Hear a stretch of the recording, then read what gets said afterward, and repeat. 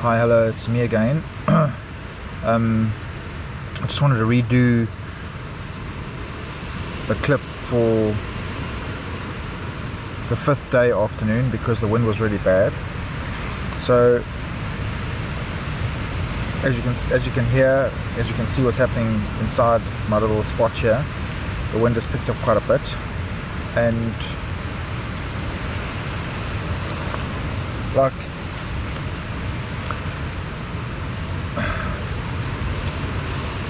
I just wanted to cover what I spoke about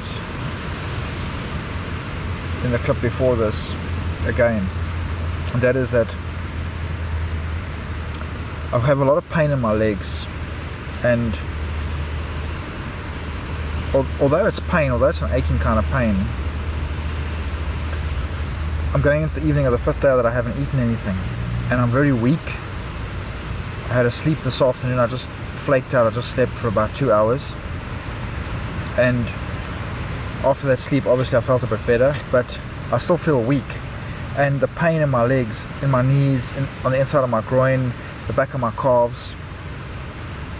I also have strange kind of funny pains that are happening inside my chest and in my intestines, not to mention my gut also feels strange every now and then.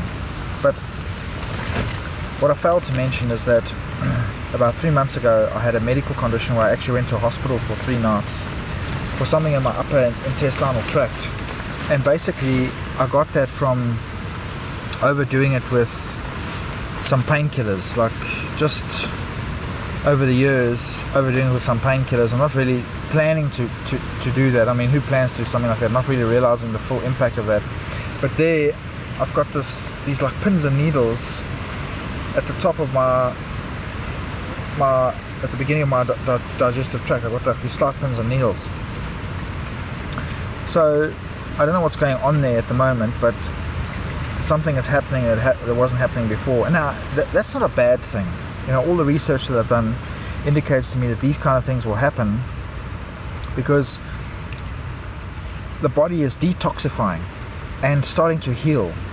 And in our society, the way we live and the way we eat and the way we understand it, the way we think we must just live and eat and live and eat, and we live to eat and we live to enjoy all the luxuries, that even if you're a person living on the bottom side of a middle class, you can still enjoy all the luxuries and stuff yourself even without huge financial resources. And we've gotten into that mentality where that's what we do. So detoxing and healing our bodies, when our body starts taking over, when the blood inside of us starts working, and our nature that's innate in us starts working to fix ourselves, you will feel something. You know, like I had my one muscle in my arm twitching for about an hour as well, just twitching. But I mean, I don't know what that is, but it doesn't matter, you know. So yeah, you know, in the evening of the end of the fifth day, my body is tired. I'm tired. Okay, when I say I'm tired, I'm not fatigued tired. I just don't have energy tired. I just don't have energy, and my legs ache, and I have odd pains and twitches in my body. But other than that, I feel quite good. And this is where that whole psycho-spiritual thing comes in, where if you go and do your research, they say that there's some kind of spirituality attached to fasting.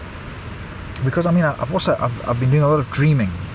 Like I just dream in the nights, and I get these kind of intuitions, and I make connections with people. I've had one or two people phone me here while I've been doing this, and I've started re-establishing contact with some old associates, and you know, I attribute all of that to doing this, to coming out and getting closer to nature, you know. And that whole psycho-spiritual aspect of doing this also kicks in. So, I mean,